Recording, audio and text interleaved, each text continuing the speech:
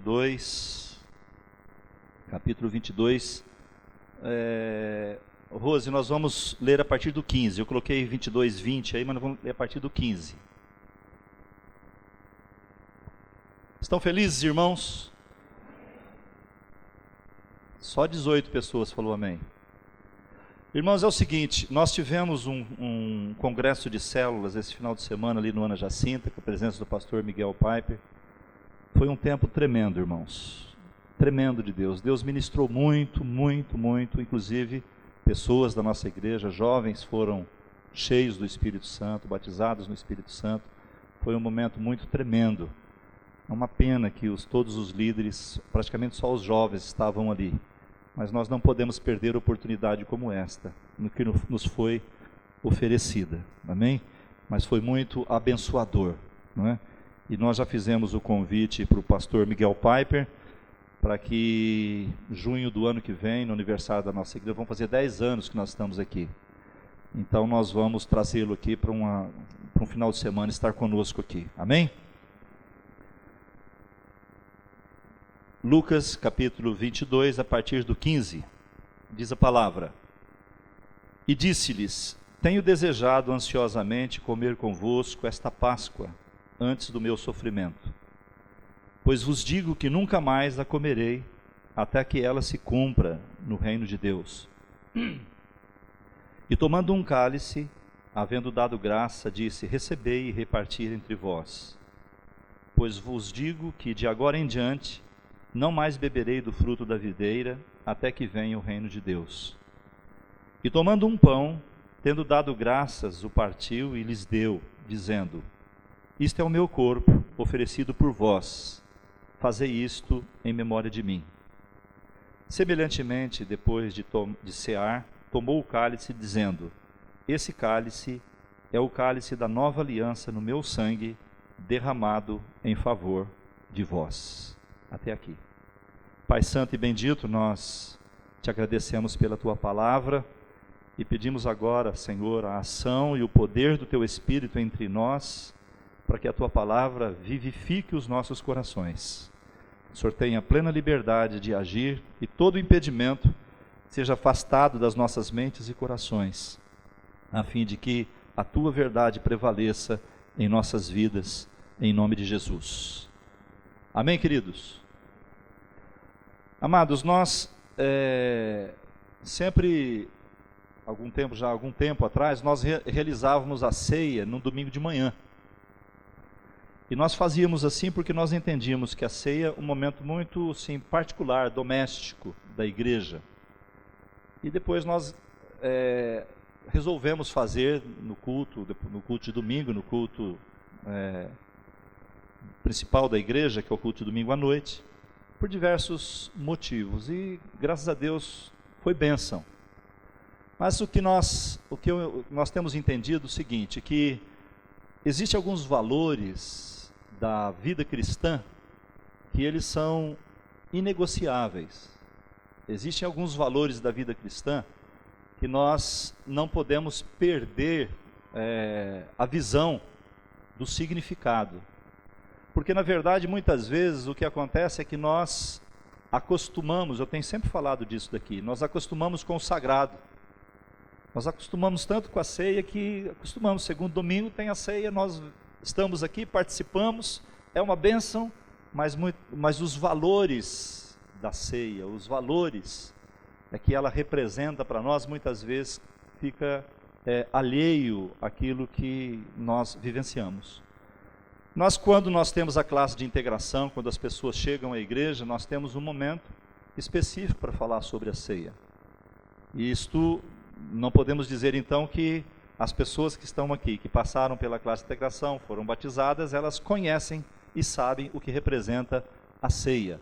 Mas como eu disse, acontece também o fato de nós acostumarmos com o sagrado e perdermos os valores, a essência do que significa isto. E esses elementos que nós temos aqui, o pão e o vinho especificamente, eles têm um significado muito importante para nós, para a nossa vida cristã, para a nossa salvação, para a maneira como nós vemos o Evangelho, para a maneira como nós sentimos determinados momentos da nossa vida, e nós precisamos valorizar esse momento. Então hoje nós não vamos ter uma pregação, não uma pregação, vou falar com uma pregação normal, não temos uma pregação, mas nós vamos estudar um pouquinho, pelo menos um dos elementos da mesa, para que nós possamos então entender a grandeza desse momento para a vida da igreja, a grandeza desse momento para as nossas vidas. Amém? Amém, irmãos, ou não? Glória a Deus. Então, eu queria me deter, então, aqui no versículo 20. Eu quero falar hoje sobre o cálice da aliança, ou seja, a nova aliança. Normalmente, quando nós falamos de aliança, nós tem a velha aliança, tem a nova aliança. Tem a aliança mosaica e tem a aliança de Cristo, que Cristo fez conosco na cruz do Calvário. Ótimo, irmãos, sabedor disso já é um grande avanço. Mas, assim como no casamento, que nós também usamos uma aliança, e de repente, na caminhada do dia a dia, nós acabamos perdendo também os valores do casamento, às vezes não honramos aquela aliança que foi feita, e quantas pessoas não deixam de honrar o compromisso feito diante de Deus, quando fez uma aliança com a sua esposa. Também nós, se não estivermos conscientes a respeito dessas questões, dos valores dos elementos da ceia, nós podemos também acabar não cumprindo a nossa parte da aliança, porque a aliança ela não é unilateral, não é? A aliança ela é feita entre duas partes. Então nós precisamos saber que Jesus fez uma aliança conosco, mas quando fala que Jesus fez uma aliança conosco, não está dizendo que só ele tem que cumprir a parte dele. Numa aliança, dos dois lados se cumpre a parte de cada um. Então, quando ele faz uma aliança conosco, nós também fazemos uma aliança com ele. E nós precisamos compreender isso. Então, eu gostaria de falar algumas coisas a respeito disto. Tem um outro texto que nós sempre usamos, que 1 Coríntios, capítulo 11, eu acho que eu não coloquei aí, mas eu vou ler aqui para vocês, que ele diz assim, capítulo 11, verso 25, por semelhante modo, depois de haver ceado, aqui Paulo descrevendo a ceia do Senhor, ele tomou também o cálice, dizendo, esse cálice é a nova aliança no meu sangue. Então, ele está dizendo que esse cálice, aquele cálicezinho que você depois pega e bebe aqui, certo? Ele está dizendo que este cálice, ele é a nova aliança no meu sangue. Fazei isso todas as vezes que o beberdes em memória de mim, em memória desta aliança. Porque todas as vezes que comerdes esse pão e beberdes o cálice, anunciais a morte do Senhor até que venha. Por isso, aquele que comer ou beber o cálice do Senhor indignamente, será réu do corpo, do sangue do Senhor. Examine-se, pois, o homem a si mesmo, e assim coma do pão e beba do cálice. Então aqui nós vemos uma responsabilidade muito grande com relação à participação na mesa do Senhor. Então, queridos, quando nós falamos então desta aliança, nós precisamos compreender essa aliança. Nós precisamos compreender o que ela significa, não é? E eu queria colocar duas situações aqui. A primeira, a palavra hebraica berit, significa, que é uma palavra hebraica para aliança. Ela significa dividir ou cortar em dois. Dividir ou cortar em dois. Então vamos supor, é como se eu fosse fazer uma aliança com alguém e eu cortasse essa Bíblia no meio. Então essa parte vai para um, essa parte vai para outra. Então a aliança, ela envolve duas partes. Agora, no Novo Testamento, a palavra grega é daiteke, que se refere a um testamento, a uma vontade, onde o testador, ou seja, aquele que escreveu o testamento, ele precisa morrer para que aquela aliança, o que foi colocado no testamento, tenha validade. Então nós temos duas coisas diferentes. No passado, na aliança no hebraico, na aliança do Velho Testamento, ela representa apenas duas partes. Agora, no Novo Testamento já entra a questão do testador, ou aquele que escreveu o testamento e que então tem agora que morrer para que esse testamento seja conhecido. Eu imagino que a maneira que eu vou falando, você já vai até chegando a algumas conclusões, você que conhece a palavra de Deus. Então, uma aliança básica, ela envolvia um pacto, envolvia uma promessa entre duas partes, onde cada um se comprometia a doar aquilo que foi conforme o combinado. E era normalmente selado com um derramamento de sangue.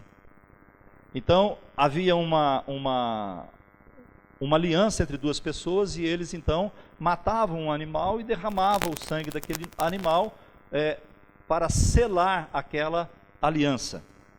E há muitos exemplos válidos de aliança na Bíblia, de homens com homens.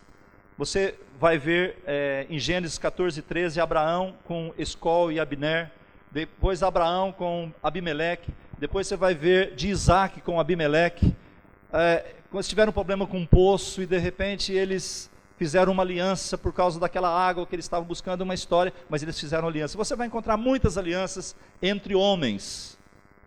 E entre os hebreus, o povo de Deus, eles também faziam alianças individuais. Então os hebreus, eles não faziam aliança com o povo estranho, eles faziam aliança entre eles. Ou seja, eles poderiam até fazer alianças, mas não essa como era feito. Eles partiam os animais, partiam no meio o animal escolhido e passava, vamos supor, se eles pegassem um cabrito, eles cortavam o cabrito no meio, colocavam a metade de um cabrito aqui, a metade do cabrito aqui, a outra metade desse lado e passavam pelo meio. Então ali eles estavam selando a aliança. É muito interessante isso. Lá em Gênesis capítulo 15, 9 e 17, eu tenho um texto que Deus faz uma aliança com Abraão. E acontece exatamente isso. Pode colocar aí. Respondeu-lhe: toma-me uma novilha, uma cabra e um cordeiro, cada qual de 3 anos, uma rola e um pombinho. Ele, tomando todos esses animais, partiu-os pelo meio e lhes pôs em ordem as metades, umas defronte das outras, e não partiu as aves. As aves de rapina desciam sobre os cadáveres, porém Abrão as enxotava. Ao pôr do sol caiu profundo sono sobre Abrão, e grande pavor e cerradas trevas o acometeram. Então lhe foi dito: sabe com certeza que a tua posteridade será peregrina em terra alheia, e será reduzida à escravidão, e será afligida por 400 anos. Foi aquele período que eles ficaram lá no Egito. Depois Moisés foi lá e os tirou. Mas também eu julgarei a gente a que tem de sujeitar-se, e depois sairão com grandes riquezas. E tu irás para os teus pais, em paz serás sepultado em ditosa velhice. Na 4ª geração tornarão por aqui, porque não se encheu ainda a medida da iniquidade dos amorreus. E sucedeu que, posto o sol, houve densas trevas, e eis um fogareiro fumegante, e uma tocha de fogo que passou entre aqueles pedaços. Então veio um fogo de Deus, fazendo uma aliança com Abraão, veio um fogo de Deus, e aquilo que o homem fazia passando entre as partes, aquele fogo de Deus passou entre as partes, selando aquela aliança com Abraão. Em Jeremias 34:18, existe também uma palavra relativa àqueles que violaram essa aliança. E veja que palavra dura que o Senhor colocou. Jeremias 34:18.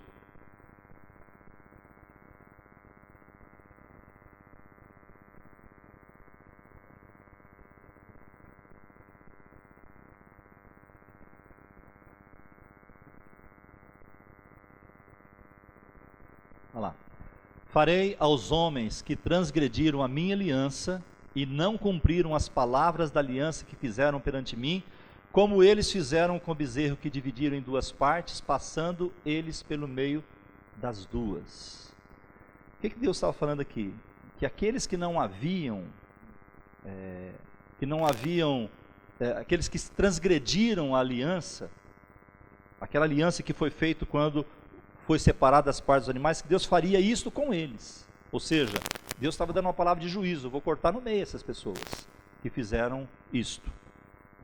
Então, as alianças humanas, elas eram permanentes, um pacto, né, permanente, durava de geração em geração. Então, se o pai morria e tinha uma aliança com alguma outra pessoa, o filho continuava, e aquilo dava sequência. E não há menos que 8 alianças entre Deus e o homem na Bíblia. Agora, não se pode dizer, irmãos, que uma aliança entre Deus e o homem, não é? Que ela pode, toda a sua justiça, ela possa haver um equilíbrio aí. Porque Deus nunca vai deixar de cumprir a parte da aliança. Agora nós ficamos imaginando como que um Deus santo, ele pode fazer uma aliança com um homem, não é? Um homem pecador. E aí, irmãos, é que entra a graça, a misericórdia de Deus, para que nós pudéssemos então saber que Deus fez uma aliança conosco, e nós precisamos, apesar dos percalços, apesar dos momentos que nós caímos, que nós erramos, mas nós precisamos saber sempre que essa aliança está presente, da parte de Deus cumprida, da parte nossa quando não cumprida, que haja arrependimento e conserto com Ele. Como então, onde se dá a nova aliança? Então as coisas que eu falei aqui são um breve comentário a respeito da velha aliança. Agora, a nova aliança, onde ela aconteceu? Exatamente no texto que nós lemos. O primeiro texto que nós lemos de Lucas, não é? É o cenário do início da nova aliança, foi a última ceia, qual Jesus come a Páscoa com os seus discípulos. Vocês se lembram que no dia da Páscoa nós fizemos uma Páscoa judaica aqui, lembram? Vocês comeram carneiro, lembram? Ervas amargas. Então a Páscoa judaica apontava para a ceia, apontava para a ceia do Senhor. Ali na Páscoa judaica, o cordeiro sem defeito havia sido morto, para que o anjo da morte não entrasse na casa dos hebreus ali no Egito, para que eles pudessem sair do Egito. E então apontava, quando o anjo da morte passa sobre o Egito, naquela casa onde o sangue do cordeiro fora espargido sobre as vergas das portas das casas, ali o anjo da morte não entrava. Então houve salvação. Então ali você já vê a presença de Cristo, a obra de Cristo, né? Ou seja, quando Cristo morre também na cruz, o sangue dele sobre nós também nos livra e nos traz salvação e remissão. Isso representa, fala muito a respeito da salvação, da remissão, da nossa regeneração. Então ele toma o pão e o deu e disse: isso é o meu corpo. E ele pede para que eles comam. E depois ele pega o cálice, e quando ele está preparando o cálice, ele diz: esse cálice é a nova aliança no meu sangue, derramado em favor de vocês. Então nesse momento, Deus está falando, Jesus está falando exatamente que a partir dali existe uma nova aliança. Aquela aliança antiga não existe mais e passa-se a ter uma nova aliança. E os termos dessa nova aliança então vão ser explícitos então no decorrer aqui da ceia. Então, as palavras que ele fala: a nova aliança no meu sangue. Então nesta nova aliança, ela é ratificada, ela é promulgada e selada no sangue de Jesus. Então ele diz, isso é o meu sangue, o sangue da aliança. Então sem o sangue não havia maneira possível para que ele pudesse ter estabelecido uma nova aliança entre Deus e o homem. Ano passado derramava-se sangue de animais, agora um outro sangue. Vocês já repararam que no casamento, não sei se vocês sabem, no casamento judaico, quando um homem e uma mulher se casava, eles apresentavam o lençol da cama da noite de núpcias, porque havia sangramento, havia derramamento de sangue, porque eles tinham feito uma aliança. Por isso que casamento não é uma coisa, não é brincadeira. Casamento não é brincadeira. Casamento é uma aliança que nós fazemos. No ato sexual existe sangramento, pouco ou muito, né, mas existe. Então o que acontece? É o pacto, é o derramamento de sangue, é a aliança, é quando nos tornamos uma só carne, um com com a outra, né? Com o outro, né? Então, amados, a nova aliança é encontrada e baseada no sangue de Jesus. Amém? Vocês estão entendendo até aqui? Vamos caminhar. O sangue, ele cria a nova aliança. Então, a antiga aliança entre Deus e Israel era dedicada com sangue. Nós não vamos ler aqui, essa transação, esse momento aconteceu lá em Êxodo capítulo 24, nós não vamos ler. Lá em Êxodo 24, Deus chama Moisés e diz para Moisés: Moisés, sobe ao monte, que eu vou dar a lei para você. Quando você pega o livro de Levítico, aquele livro cheio de leis, não pode isso, não pode aquilo. Aliás, aqueles que são advogados sabem que muitas daquelas leis estão presentes até hoje, aí no código, né? Então, o que acontece? Moisés, você sobe no monte que eu vou passar a lei para você. E Moisés sobe, não podia ninguém se aproximar daquele monte. Moisés sobe, ele pede para que alguns moços vão fazer alguns sacrifícios, e ele vai, então, sobe ao monte, e ele recebe essa lei do Senhor, e ele escreve toda essa lei. Então, quando ele desce do monte, ele pega daquele sangue dos animais que foram sacrificados, ele pega aquele sangue e ele esparge, ele joga aquele sangue sobre o livro da lei, sobre a lei que havia sido escrita. E naquele momento que ele faz isso, ele está vinculando a lei, a palavra de Deus, com a aliança.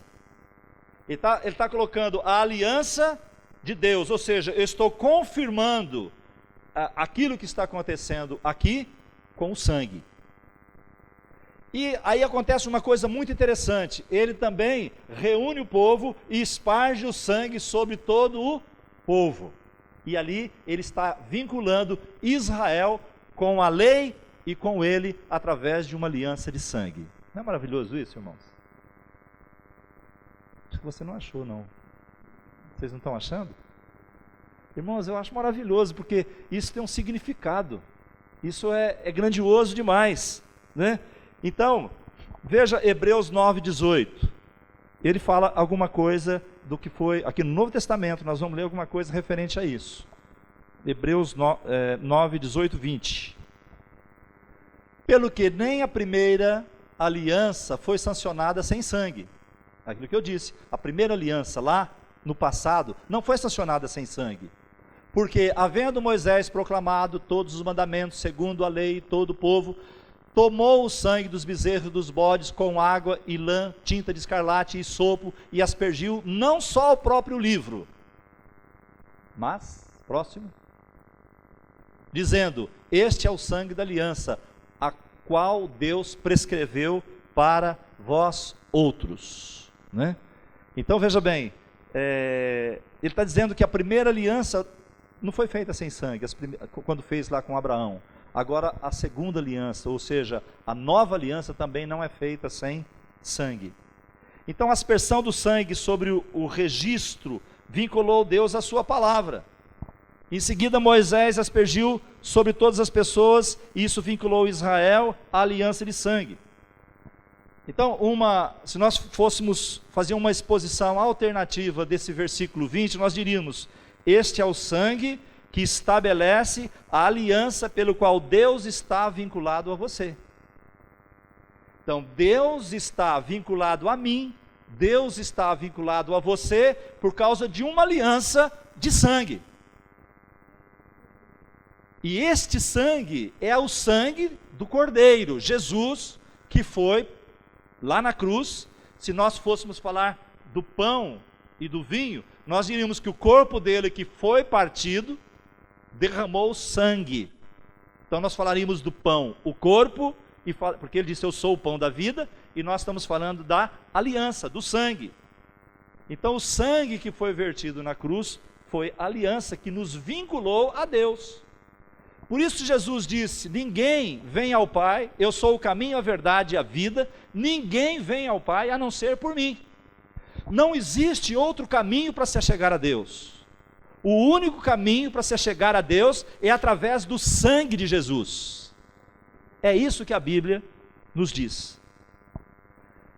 Existe algo aqui que hoje não, esses dias que eu estava estudando sobre isso, eu fiquei maravilhado. 1 João 5, 7 e 8, coloque para nós. Eu espero que Deus me dê graça para explicar aquilo que eu senti. Eu escrevi aqui, mas é profundo. 1 João 5, 7 diz assim: pois há três que dão testemunho no céu: o Pai, a Palavra e o Espírito. E esses três são um. Espera aí, muda não, volta aí. Espera aí, 7. Lá no céu tem algo que dá testemunho. Que dá testemunho, ou seja, que nós podemos olhar e sabermos quem eles são, o que eles fazem, como eles fazem. E esses três é o Pai, Deus, a Palavra, que a palavra ela é representada por Cristo, não é? Ele é o verbo que se fez carne e habitou entre nós, verbo, a palavra, que se materializou em carne e habitou entre nós. Então o Pai, a Palavra e o Espírito Santo, lá no céu. E eles são, os três são um. Essa é a triunidade, ou a trindade, como nós chamamos. Aí no verso 8, o que diz? E três são os que testificam na terra. Então lá nos céus é o Pai, a Palavra e o Espírito. Aqui na terra, o que diz? São três os que testificam na terra: o Espírito, a água, que é a palavra, e o sangue. E os três são unânimes num só propósito. Amados, o que testifica aqui na terra para os homens, para nós, são esses três. Esses três testificam, eles são um só. É uma triunidade. Um não pode ser divorciado do outro, não pode estar separado do outro. Esses três testificam, né, que é o Espírito, a Palavra e o sangue. Então, o Espírito, a Palavra e o sangue dão testemunho de Deus e seu plano para os homens na terra. Então, o plano que Deus tem para a sua vida, para a minha vida, eles são testificados por essas três coisas. Esses três são unânimes. Um não tem função separada dos outros dois e devem ser considerados como uma unidade. Olha lá, quando um é removido, os outros dois também são removidos. Isso é sério. Portanto, se nós, por exemplo, nós retirarmos o sangue das nossas canções, então nós não teremos adoração. Nós não teremos adoração. Por quê?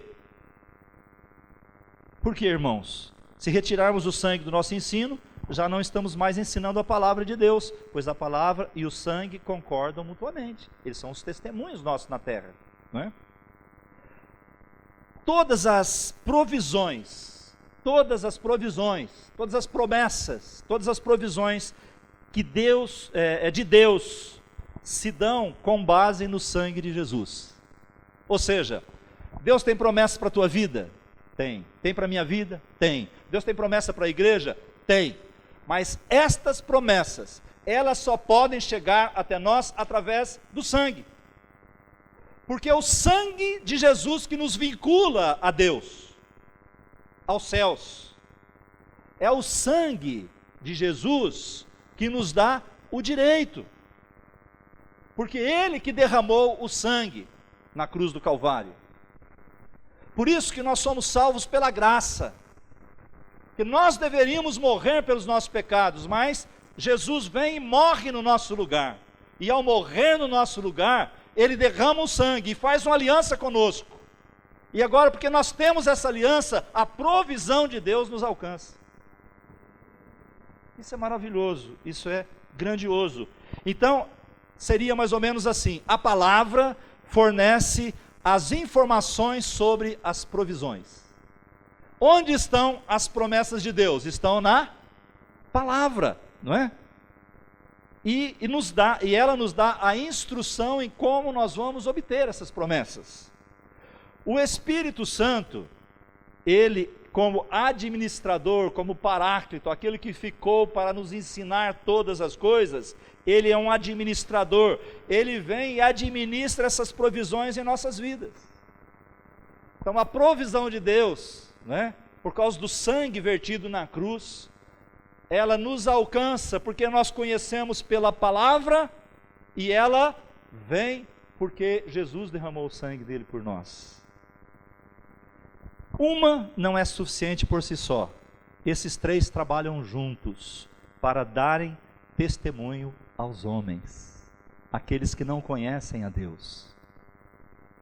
Então nós precisamos, irmãos, valorizar esta aliança.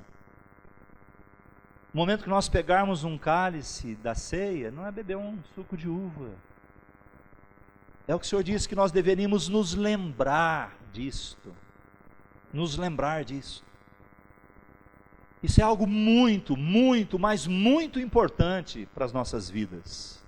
Para a vida da igreja, para a nossa vida de santidade, para os nossos valores, a nossa conduta, a nossa maneira de agir.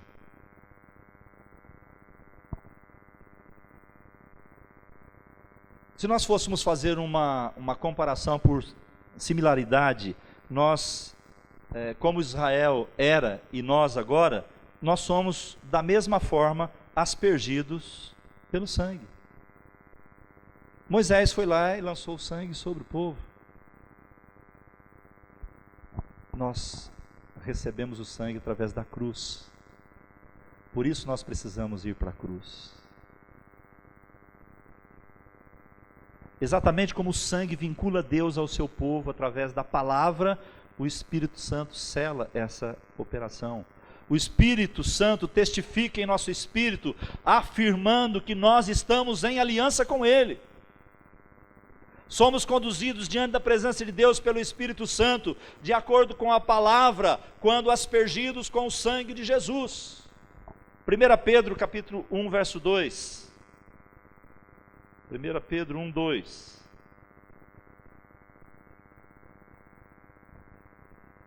Eleito segundo a presciência de Deus Pai, em santificação do Espírito, para a obediência e a aspersão do sangue de Jesus Cristo, graça e paz vos sejam multiplicadas. Comecinho da carta de Pedro, ele abre a carta então, dizendo, vocês são eleitos, segundo a presciência de Deus Pai, em santificação do Espírito. Santifique o seu espírito, não é? Para que vocês sejam obedientes, para que haja obediência e entendam a aliança de sangue que Jesus fez com vocês, não é? Isso é algo grandioso. Lá em Hebreus também, 10, 19 e 20. Hebreus 10, 19 e 20. Tendo, pois, irmãos, intrepidez para entrar no Santo dos Santos pelo sangue de Jesus, pelo novo e vivo caminho que Ele nos consagrou, pelo véu, isto é, pela sua carne. Irmãos, quanta coisa maravilhosa tem nesses versículos. Quantos aqui já leram sobre o tabernáculo de Moisés, lá no deserto? Tabernáculo que foi construído lá por Moisés. Se você, irmão, entrar na internet, você pega tabernáculo, você vai ver lá, tem até a construção dele, como foi feita, que jeito foi feito, tudo certinho, e tudo aquilo para a figura aponta para Deus, para Jesus, para Jesus. Então, como era o tabernáculo? O tabernáculo, aquele povo saiu do Egito, está andando pelo deserto, certo? E Deus fala com eles, e a presença de Deus vai estar junto com eles ali no deserto. Então Deus manda Moisés construir um tabernáculo. Então ele dá todas as medidas e diz o que deveria ser colocado ali. E nesse tabernáculo haveria então os sacrifícios, não é? Onde aconteceria então o aspergir do sangue pelo pecado do povo uma vez por ano pelo sumo sacerdote. E esse tabernáculo, ele tinha o pátio, onde trazia os animais, ele tinha o local do sacrifício, não é? E depois ele tinha uma pia de lavar as mãos, e depois você entrava, primeira parte, que é o Santo dos Santos. Nesse lugar tinha lá o pão da proposição, o candelabro, e depois tinha uma cortina. Uma cortina que media 18 metros de altura, com 10 centímetros de largura. E o véu desse templo, né, foi rasgado quando Jesus foi crucificado lá em Jerusalém. Naquele momento, lá no templo, estava acontecendo sacrifícios. E quando Jesus foi crucificado, a Bíblia diz que lá no templo, o véu se rasgou de cima a baixo. Nós estávamos conversando esses dias lá na reunião dos homens, na segunda-feira, sobre isso. E eu estava falando para eles que se a pessoa pegasse 2 animais muito fortes e amarrasse de um lado e de outro, cada um fosse para um lado, não era capaz de rasgar aquele véu. E aquele véu rasgou de cima a baixo. Se ele fosse rasgado pelos homens, seria rasgado de baixo para cima, mas ele foi rasgado de cima a baixo. Por quê? Porque dentro desta cortina, que seria outra parte, eu falei do Santo dos Santos, havia o lugar santíssimo. Esse lugar santíssimo era um lugar onde havia a arca. Dentro da arca havia a tábua com os mandamentos, a vara de amendoeira de Arão que floresceu e uma porção do maná. Em cima, essa arca era toda de ouro. Em cima havia 2 querubins curvados, porque ali representava o lugar da presença de Deus. Deus estava ali. Então o sacerdote, para entrar naquele lugar, ele entrava somente uma vez por ano. Então ele passava por todo aquele processo do sacrifício, do derramamento de sangue, e depois ele pegava o sangue, depois dele passar pelo Santo dos Santos, ele entrava por essa cortina e aspergia sobre o propiciatório, não é?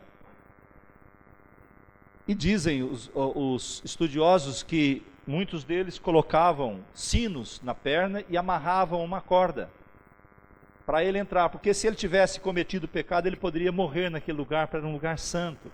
Então eles poderiam puxar ele, porque ninguém poderia entrar lá para pegar, porque morreria também. Então esse é o pano de fundo para você entender o que nós vamos dizer agora. Então, o véu que separava o Santo dos Santos do lugar santíssimo, lá no templo terreno, foi rasgado então de cima a baixo. Imediatamente depois da morte de Jesus, estou rememorando com vocês, esse véu de cerca de 18 metros, 10 de espessura, foi rasgado em 2.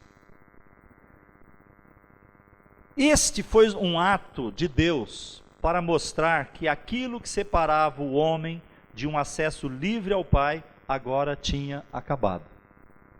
Agora preste atenção, esta aliança que Jesus fez quando ele derramou o sangue dele, lhe dá o direito de você agora entrar na presença de Deus. Só o sumo sacerdote podia entrar uma vez por ano.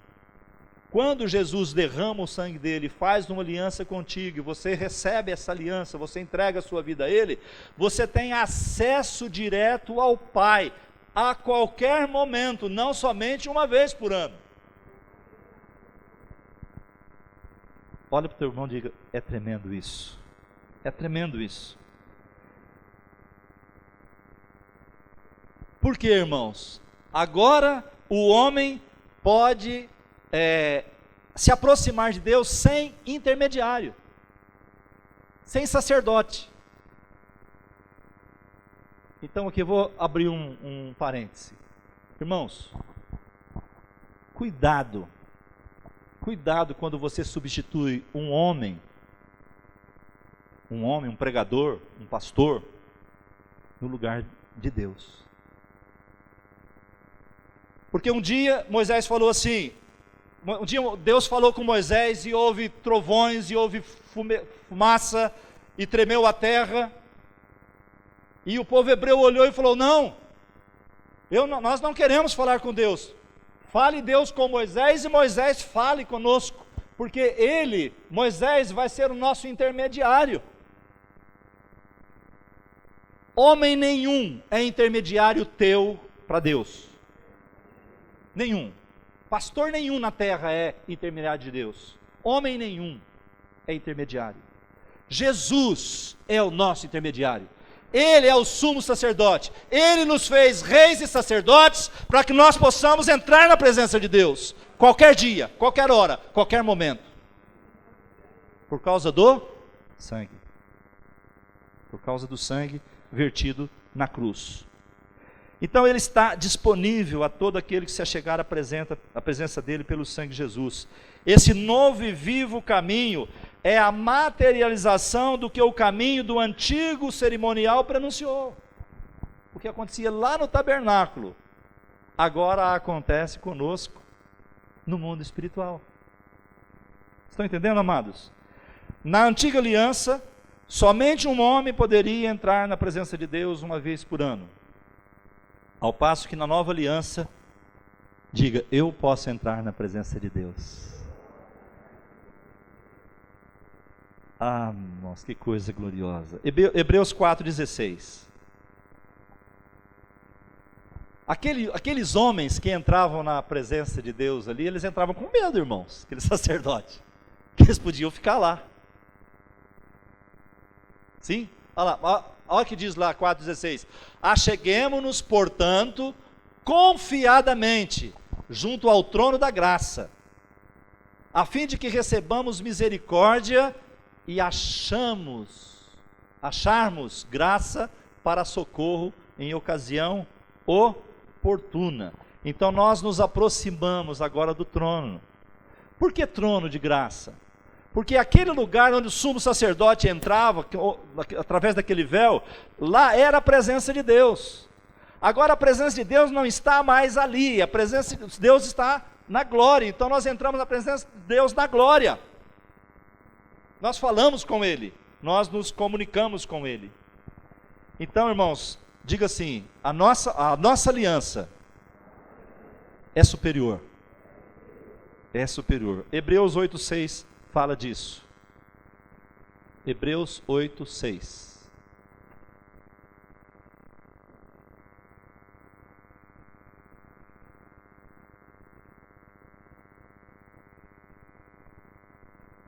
Agora, com efeito, obteve Jesus ministério tanto mais excelente, quanto é ele também mediador de superior aliança instituída com base em superiores promessas.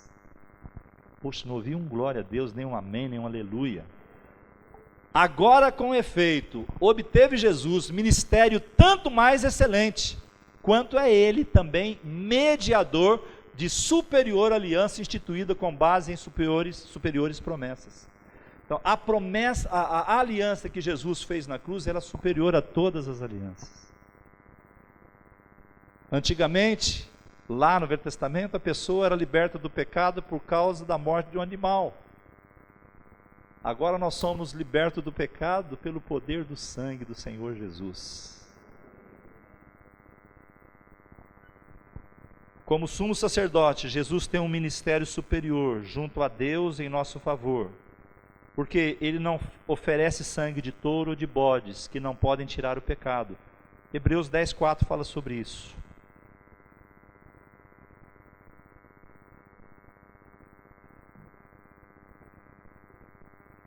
Porque é impossível que sangue de touros e de bodes remova pecados. 10,4. 10,4. Mas ele pleiteia junto ao Pai pelo mérito do seu próprio sacrifício. Você quer entender isso? Ele pleiteia junto ao Pai, pelo mérito do seu próprio sacrifício.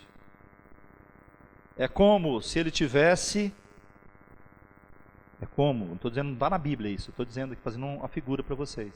É como se nós pecássemos, não é? Então vamos falar diferente. Vamos supor que você cometa ou eu cometa um pecado. Eu não me arrependo. O sangue de Jesus não tem poder sobre isso. Eu não me arrependi. Mas se eu me arrependo, Jesus apresenta o sangue dele. Meu sangue o remiu. Então o que está falando nesse texto aí é exatamente isso. Pode voltar ao texto, por favor? Ele, não está vai ser no 7,25. Nosso sacerdote é nosso sacrifício. Ele intercede por nós com base em seu eterno sangue. Por isso é capaz de prover uma salvação definitiva. Amém? Hebreus 7:25. Nós já estamos terminando já, queridos. Hebreus 7:25.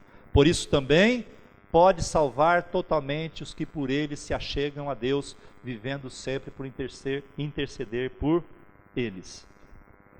Então, para nós finalizarmos, Jesus entrou nos céus para se apresentar diante de Deus em nosso favor, exatamente como o sumo sacerdote entrava no lugar santíssimo em favor das pessoas que estavam em pecado, não com sangue alheio, mas com o seu próprio sangue, segundo os padrões terrenos, conforme o tabernáculo de Moisés, com purificação feita por sangue de animais. Contudo, as coisas celestiais, o propiciatório perante o trono, corresponde ao propiciatório dos querubins lá no Santíssimo. Então foram santificados com sangue superior. O sangue de touros e bodes obtinha uma cobertura ou expiação anual, enquanto o sangue de Jesus obteve uma redenção eterna para a igreja, ou seja, para nossas vidas. Amém? Então, queridos, o que nós aprendemos então com essa questão do sangue de Jesus? Esse cálicezinho que você pega e às vezes bebe inadvertidamente, né? Bebe simplesmente sem saber o que você está fazendo. Que Jesus fez uma aliança por meio do seu próprio sangue com você. Jesus fez uma aliança com você. Ele apresenta esse sangue ao Pai, na presença do Pai, por você. Essa aliança não pode ser quebrada, não pode ser desfeita.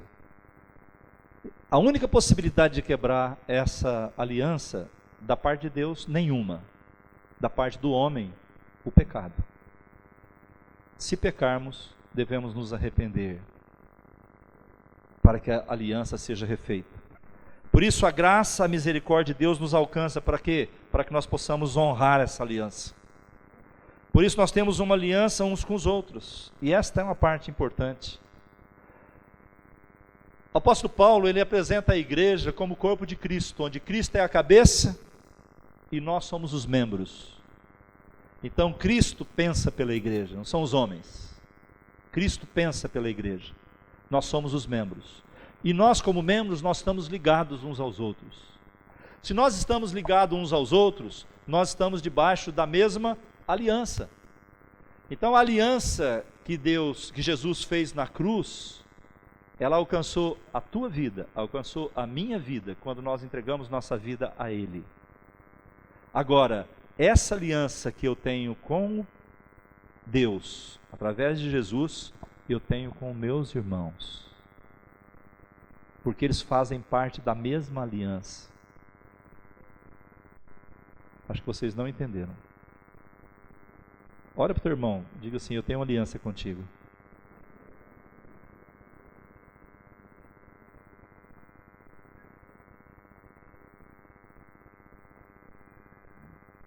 Então nós devemos recordar isso para que nós não venhamos romper a aliança. Então quando você for tentado por alguma circunstância que não agrada a Deus, lembre-se do sangue de Jesus. Fala: não, eu tenho uma aliança com o meu Deus. Eu tenho uma aliança com o meu Senhor. Eu não vou aceitar isso. Eu não vou fazer isso, porque eu tenho uma aliança com o meu Deus.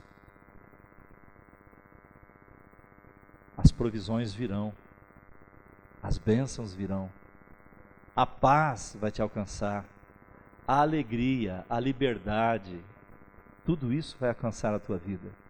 Vivemos num mundo onde as pessoas estão buscando a felicidade, onde as pessoas estão buscando alguma coisa que possa lhe complementar ou completar.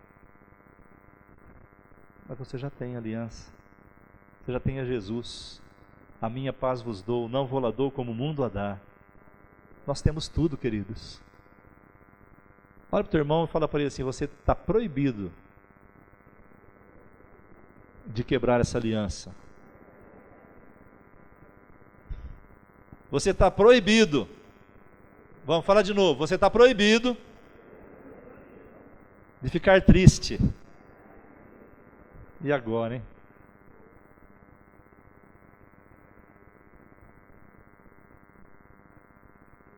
Você encontra com o irmão, diga assim: ô, meu irmão, como é que tá? Ih, pastor, tá duro, hein? Tá difícil.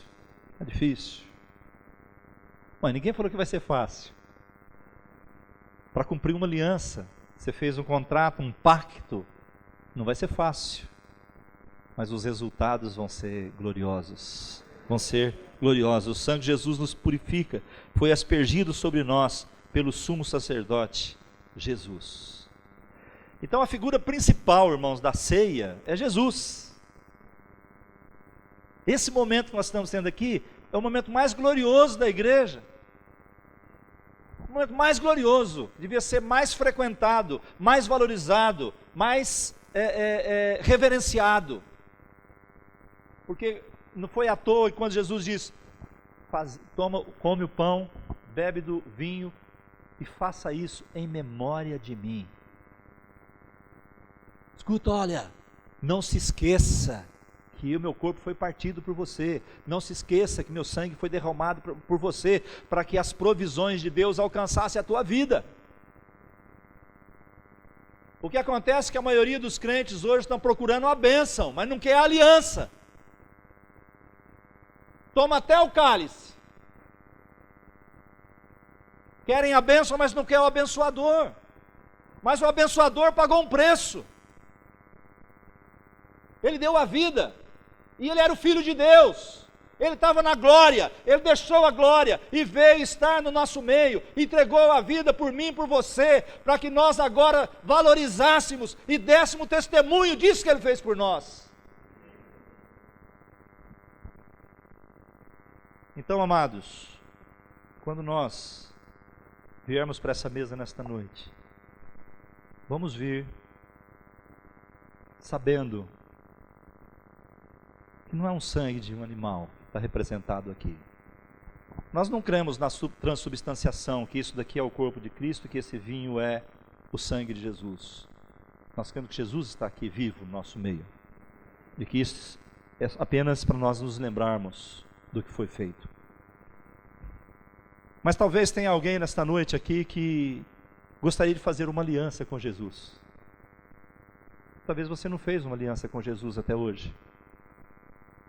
Você não disse: eu reconheço que Jesus é o Filho de Deus, que Ele morreu na cruz, que Ele derramou sangue por mim, e eu quero fazer uma aliança com Ele. Eu me arrependo dos meus pecados e eu quero entregar a minha vida a Ele, para fazer parte dessa aliança. Se você está aqui nesta noite, você gostaria de que isso acontecesse na sua vida, eu queria que você levantasse a sua mão, e eu queria orar por você. Se tiver alguém, pode manifestar, larga a tua mão, nós vamos orar por você. Por quê, irmãos? Porque essa é a oportunidade que Deus te dá, oportunidade que Deus está dando de você entrar na nova aliança, você entrar naquilo que Deus tem separado para você. Tem alguém aqui que gostaria? Espero que todos aqui já tenham, né? E possam viver essa realidade no Senhor. Amém? Pastor Alessandro, por favor, venha ministrar a ceia para nós. Queria que o pessoal do louvor viesse e tocasse.